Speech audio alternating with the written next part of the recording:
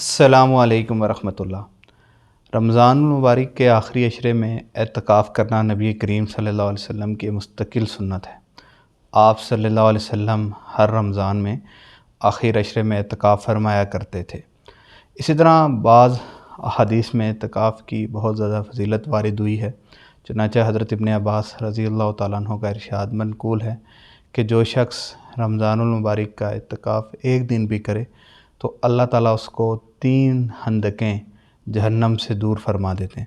تو ظاہری بات ہے 10 دن کی اعتکاف کرے گا تو اللہ تعالیٰ اس کو جہنم سے 10 خندقیں جو ہے وہ دور فرما دیں گے۔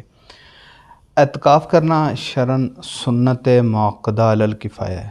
فرض کریں کہ ایک بستی ہے یا ایک علاقہ ہے، اس کو ایک مسجد لگتی ہے، تو اس پورے علاقے میں اگر ایک شخص اعتکاف بیٹھ جائے گا تو وہ سب کی طرف سے سنت موقدہ علی الکفایہ ادا ہو جائے گی۔ پوری بستی میں سے کوئی شخص بھی اعتکاف نہیں بیٹھتا تو پوری بستی اس کی وجہ سے گناہ گار ہوگی۔ لہٰذا اعتکاف کے لیے ایک بندے کا ایک بستی میں سے بیٹھنا ضروری ہے، ورنہ پوری بستی پر وبال آئے گا۔ زیادہ جتنے بھی آدمی بیٹھنا چاہیں بیٹھ سکتے ہیں، لیکن ایک آدمی کا بیٹھنا شرعاً ضروری ہے۔ اعتکاف کے لیے بیٹھنے سے پہلے نیت کرنا ضروری ہے۔ کوئی شخص مسجد میں داخل ہو گیا اور 21ویں شب کا ٹائم داخل ہو گیا اور اگر اس نے نیت نہیں کی تو اس کا اعتکاف سنت نہیں کہلائے گا۔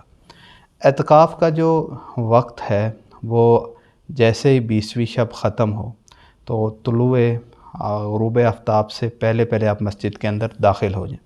اعتکاف جو نفلی اعتکاف، ایسے اعتکاف کی 3 قسمیں، ایک نفلی اعتکاف ہے، ایک سنت اعتکاف ہے اور ایک واجب اعتکاف ہے۔ نفلی جس کو مستحب بھی کہتے ہیں، وہ آپ کسی وقت بھی ایک دن کچھ مقدار کے لیے مسجد میں بیٹھنا چاہیں تو آپ بیٹھ سکتے ہیں۔ واجب اعتکاف جو ہے آپ اپنے اوپر لازم کر لیتے ہیں کہ بھئی میں اتنے دن جو ہے وہ اعتکاف، اس کی نظر مان لیتے ہیں، اس کو واجب اعتکاف کہتے ہیں۔ یہاں جو ہم بات کر رہے ہیں جس اعتکاف کی، وہ مسنون اعتکاف ہے، سنت اعتکاف ہے۔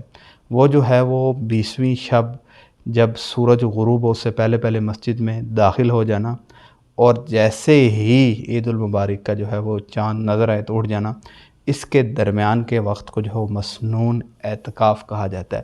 یاد رکھیے گا کہ اعتکاف جو ہے وہ آخر عشرہ 10 دن کا ہے، پورے 10 دن بیٹھنا ہی مسنون کہلائے گا، اس سے کم مسنون نہیں ہے۔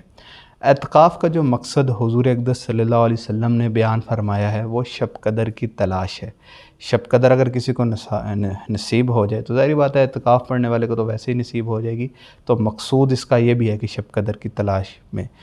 اعتکاف کی نیت سے متعلق آپ کو بتایا کہ مسجد میں داخل ہوتے ہی جیسے ہی آپ اس وقت داخل ہوں، یہ نہ ہو 21ویں شب داخل ہو جائے، لہذا اس سے پہلے اعتکاف کی نیت کر لیں۔ اعتکاف کی نیت نہیں کی تو وہ پھر شرعاً مسنون نہیں کہلائے گا۔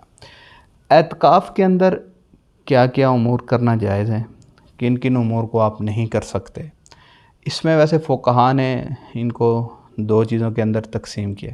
ایک طبعی امور ہے، دوسرا شرعی امور ہے۔ شرعی امور فرض کریں کہ اذان دینے کے لیے آپ کو مسجد سے باہر جانا پڑے تو آپ جا سکتے ہیں۔ اسی طرح ایسی جگہ جو مسجد سے باہر وہاں اذان دینی پڑتی ہے تو وہاں بھی آپ جا سکتے ہیں۔ اسی طرح اس مسجد کے اندر جمعہ نہیں ہوتا، جمعہ پڑھنے کے لیے آپ کو دوسری مسجد میں جانا پڑتا ہے، تو جمعہ پڑھنے کے لیے آپ دوسری مسجد جا سکتے ہیں۔ اسی طرح اگر اس مسجد میں جماعت کا انتظام نہ ہو، دوسری جگہ ہوتی ہو، تو اس مسجد کو چھوڑ کر اس مسجد میں جماعت، لیکن عموماً یہ ہمارے ہاں ہوتا نہیں ہے، جہاں مسجدیں ہوتی ہیں وہاں پر اکثر جو ہے وہ جماعت کا اہتمام ہوتا ہے۔ اس کے بارے میں بھی فقہاء کرام نے تقسیم کیا ہے کہ سب سے افضل ترین اعتکاف جو ہے وہ مسجد حرام کا ہے، پھر مسجد نبوی کا ہے، پھر مسجد اقصیٰ کا ہے، پھر جامع مسجد کا ہے، اس کے بعد تمام مساجد برابر ہیں۔ تو کوشش کی جائے جامع مسجد میں بیٹھا جائے، نہیں تو محلے کی جو مسجد ہے جس میں 5 وقت نماز ہوتی ہو وہاں اعتکاف کر لیں۔ تو یہ امور تھے شرعی جن کے لیے مسجد سے آپ نکل سکتے ہیں۔ اسی طرح کچھ طبعی امور ہیں، فرض کریں کہ استنجے کے لیے نکلنا، اسی طرح وضو کے لیے نکلنا۔ اگر آپ کو کوئی کھانا لا کر دینے والا نہیں ہے تو آپ گھر سے کھانا بھی لا سکتے ہیں۔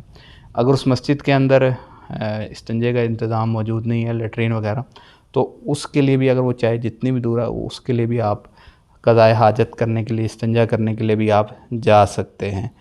اسی طرح فقہاء کرام نے لکھا ہے کہ اگر ایسا انتظام ہو کہ مسجد میں بیٹھ کر اگر باہر وضو ہو سکتا ہو تو مسجد میں بیٹھ کر ہی مسجد کے اندر پانی نہ گرے باہر، تو مسجد کے اندر بیٹھ کر آپ وضو کر، لیکن عموماً یہ ہو نہیں سکتا، عموماً وضو خانے باہر ہی ہوتے ہیں یا مسجد کے اندر آپ بیٹھ کے وضو نہیں کر سکتے، تو وضو کرنے کے لیے بھی آپ مسجد سے باہر جو ہے وہ آپ نکل سکتے ہیں، چاہے نفل کے لیے ہو، سنت کے لیے ہو، تلاوت کے لیے ہو۔ لیکن ایک بات یاد رکھیں کہ وضو ہو تو اس کے اوپر وضو کرنے کے لیے آپ نہیں نکل سکتے، البتہ وضو سرے سے نہیں ہے تو اس کے کرنے کے لیے آپ نکل سکتے ہیں۔ اس طرح اگر آپ مسجد سے باہر نکلتے ہیں اور واش روم میں کوئی موجود ہو تو آپ اس کا انتظار بھی کھڑے ہو کر کچھ ٹائم کے لیے کر سکتے ہیں، تاکہ وہ واش روم سے نکلے اور اپنی قضاء حاجت کو آپ مکمل کریں۔ اسی طرح جیسے ہی آپ مسجد سے باہر نکلیں دوران اعتکاف تو فوراً آئیں اور فوراً جائیں۔ یاد رکھیے گا کہ اگر معمولی سی بھی آپ نے غفلت برتی تو اعتکاف آپ کا فاسد ہو جائے گا۔ لہذا جس امر کے لیے آپ نے فوراً نکلیں قضاء حاجت کے لیے، وضو کے لیے، راستے میں کسی سے بھی آپ بات نہ کریں، فوراً آئیں اور فوراً جو ہے وہ مسجد میں دوبارہ جو ہے وہ پہنچ جائیں۔ تو یہ چند امور تھے مسجد سے باہر نکلنے سے متعلق۔ اسی طرح مسجد کے اندر بیٹھ کر زیادہ سے زیادہ تلاوت کا، ذکر کا اہتمام کریں، بلا ضرورت آپ کسی سے بات نہ کریں۔ جتنی تلاوت، ذکر، اذکار، نوافل آپ سے ہو سکتا ہے ان کی ترتیب بنائیں، بلا ضرورت کسی سے بات نہ کریں۔ جیسے میں نے آپ سے پہلے بھی کہا کہ یہ جو طبی اور شرعی امور ہیں ان کے بغیر آپ باہر نہیں جا سکتے۔